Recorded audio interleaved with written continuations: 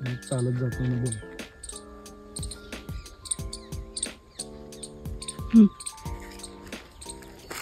इथं जी रोपं आपण बघत आहात ती रोपं आहेत पपईची.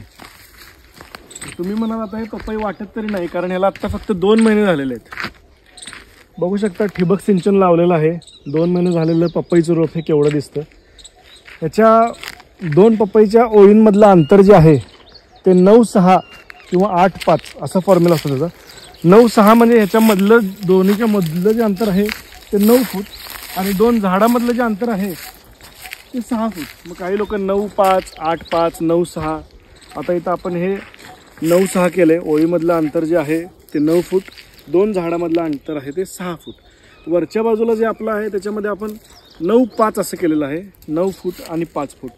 ह्याचा फायदा असा होतो की झाडं ज्या वेळेला मोठी होतात, लहान असताना आपल्याला अंतर खूप वाटते, पण झाडं ज्या वेळेला मोठी होतात त्यावेळेला पपई काढण्यासाठी सोपं जावं आणि झाडं एकमेकांमध्ये गुंतू नयेत म्हणून आपण ह्यामध्ये असं अंतर ठेवलेलं असतं. काही लोक पाट पण करतात.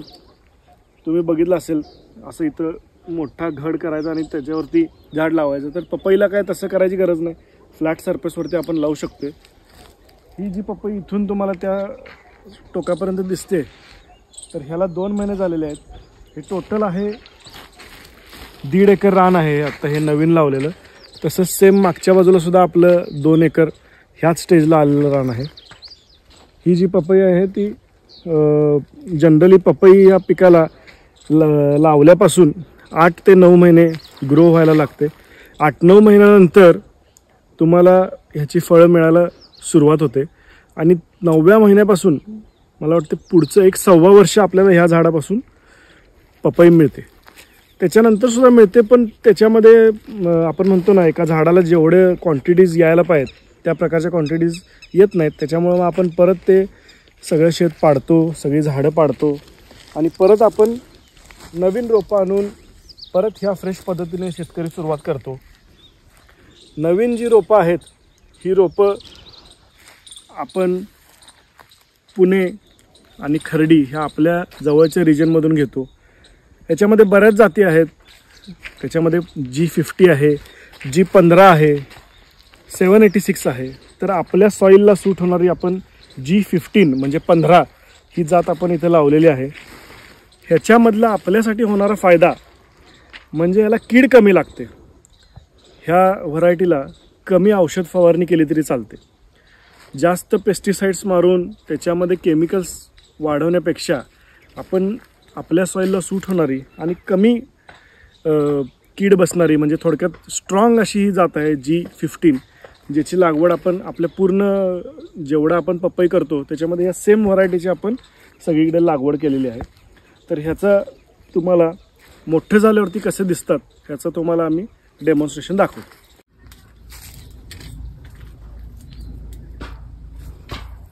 तर ही आहे 8 महिन्यानंतरची पपई. खायला रेडी, अगदी चविष्ट आणि विटॅमिन्सने भरपूर. तर मित्रांनो एक माहिती तुम्हाला सांगायची अशी राहिली की पपईचं रोप लहान घेतल्या घेतल्या लगेच ते प्लांट केलं जात नाही. तर त्याला एक 2 ते 3 दिवस आपण पाणी घालून, थोड्याफार प्रमाणात पाणी घालून त्याला जगवत ठेवणं गरजेचं असते. कारण सगळीच रोपं आणलेली आपण प्लांट केली तर ती जगतील असं नाही. त्याच्यामुळे त्याला 2-3 दिवस आपण पाणी घालतो. जी प्रोसेस तुम्ही आत्ता बघताय व्हिडिओमध्ये तसं पाणी घालून आपण त्याला नंतर हळूहळू त्यातले जे जगणार त्यांना आपण प्लांट करतो. जे मरणार अर्थातच ते खराब होणार, ते वेस्ट होणार. कारण जर आपण डायरेक्ट प्लांट केले तर ह्या लाईनमध्ये जसं तुम्हाला दिसते बिना गॅपचे सगळे झाडं दिसत आहेत तुम्हाला जगलेली.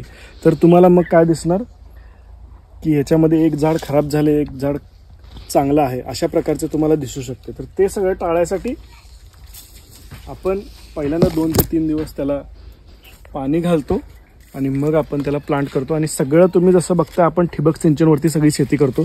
म्हणजे ह्याला पाणी जे लागतं ते काय फारशा प्रमाणात लागत नाही.